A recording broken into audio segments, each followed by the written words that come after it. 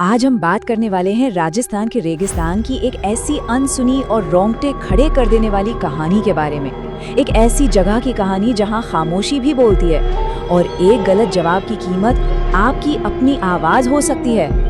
ये सिर्फ एक सलाह नहीं है। राजस्थान के एक खास गांव में ये जिंदा रहने का एक नियम है। एक ऐसा नियम जिसे अगर किसी ने तोड़ा तो वो हमेशा के लिए खामोश हो गया। तो चलिए सीधा चलते हैं उस जगह पर।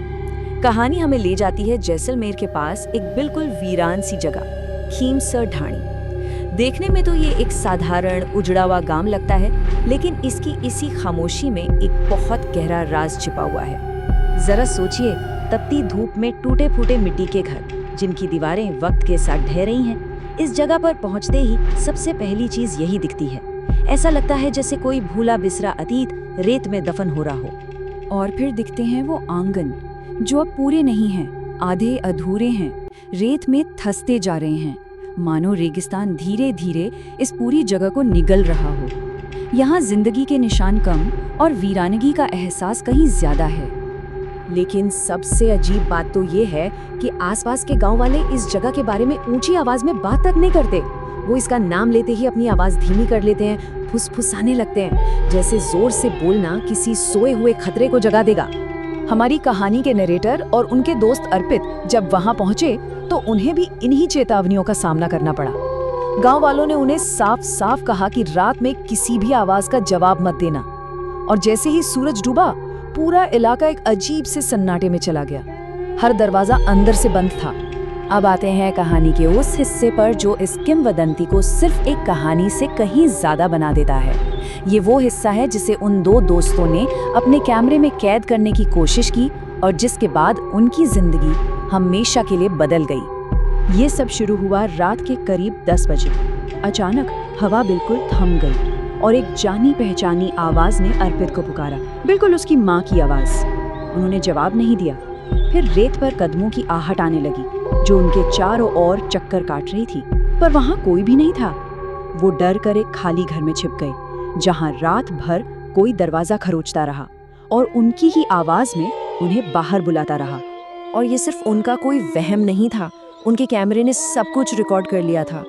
रेत पर बिना किसी इंसान के बनते पैरों के निशान का वीडियो और उन आवाजों की ऑडियो रिकॉर्डिंग जो उन्हें धोखा देने की कोशिश कर रही थीं। उनके पास सबूत थे। खीमसर ढाणी से निकल जाना कहानी का अंत नहीं था। असल में असली खौफ तो अब शुरू हुआ था। वो चीज, वो गूंज उनके साथ उस गांव से बाहर आ चुकी थी। और ये सब एक एक करके हुआ।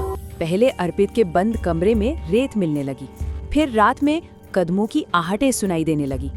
एक दिन तो हद हो गई, दीवार पर उसकी परछाई दिखी जबकि वो खुद कमरे में था ही नहीं।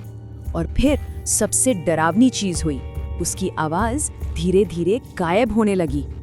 और यही बात इस कहानी को सबसे ज्यादा परेशान करने वाली बनाती है। डॉक्टरों ने हर तरह की जांच की और कहा कि अर्पित का गला बिल्कुल ठीक है, कोई भी फिजिकल प्रॉब्लम नहीं है। लेकिन हकीकत ये थी कि वो बोल नहीं पा रहा था। मेडिकल साइंस के पास इसका कोई भी जवाब नहीं था। नरेटर ने एक रात अर्पित के कमरे में जो महसूस किया वो सच में रोंगटे खड़े कर देने वाला था।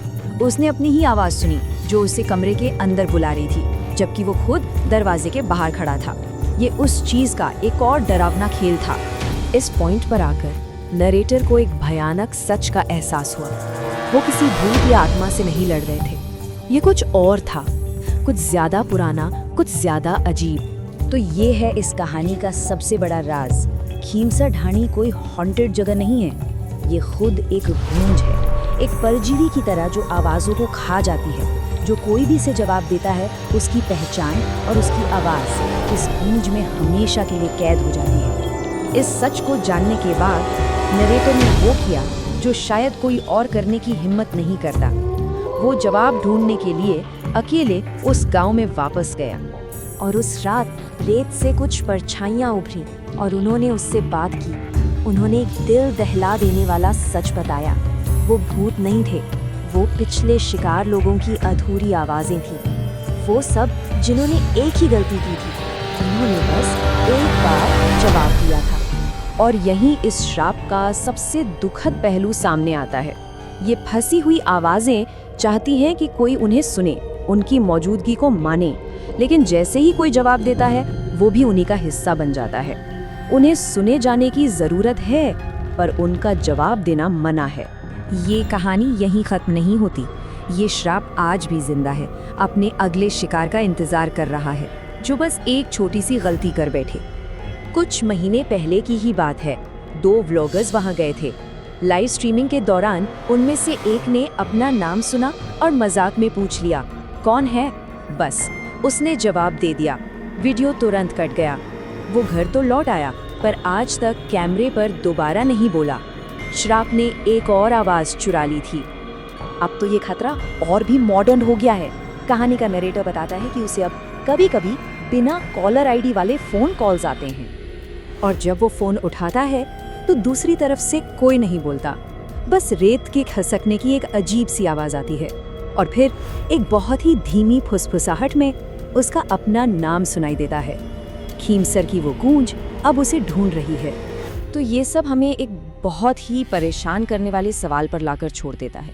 अगर ये गूंज ट्रैवल कर सकती है, अगर ये फोन पर आ सकती है, तो क्या ये वाकई किसी एक गांव तक ही सीमित है, या फिर ये कहीं भी हो सकती है? और आखिर में यही इस किंवदंती का सबसे डरावना सच है। खीवरसर ढाणी सिर्फ एक जगह नहीं है, ये एक श्राप है जो किसी के भी साथ चल सकता है। ये बस एक पल का इंतजार करता है, जब कोई अनजान आवाज आपको पुकारे, आपकी जिज्ञासा आप पर हावी हो जाए और आप पलटकर बस जवाब दे दें।